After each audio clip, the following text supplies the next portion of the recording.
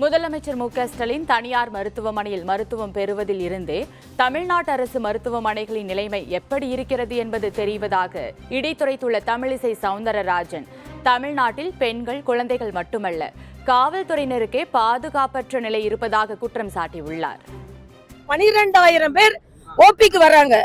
ஆனா 2 x ray machine இருக்கு. இன்னைக்கு செய்தி வந்திருக்குது, பிறந்த குழந்தைய தரையில படுக்க வைக்கிறாங்க, டாக்டர்ஸ் இல்ல. அப்போ மருத்துவத்துறை என்ன மாதிரி இருக்குதுன்னா, நீங்க உண்மையிலே சொல்ற மாதிரி உலகத்தரம் வாய்ந்ததா இருந்ததுன்னா முதலமைச்சர் அங்க போய் சிகிச்சை எடுத்திருப்பாரா இல்லையா? கேள்விதானே. 4,800 கோடி ரூபாய் நலத்திட்டங்களை மரியாதைக்குரிய பாரத பிரதமர் சமர்ப்பிக்க வருகிறார் என்பது நமக்கு மிக்க மகிழ்ச்சி. ஆக டெல்லியில் இருந்து தென்கோடிக்கு இங்கே வருவது நமக்கெல்லாம் மகிழ்ச்சி. திமுக என்ன சொல்லுது? வீடு வீடா போய் பாஜக நிதி கொடுக்கலன்னு நாங்க சொல்லுவோம்னு. இப்ப வீடு வீடா போய் பாஜக நிதி கொடுக்குதுன்னு சொல்லுங்க. தூத்துக்குடிக்கு இவ்வளவு நிதி கொடுத்திருக்கு, தமிழக மக்களுக்கு இவ்வளவு நிதி கொடுத்து கொண்டிருக்கிறார்கள் என்று சொல்ல வேண்டும் என்று நான் கேட்டுக்கொள்கிறேன்.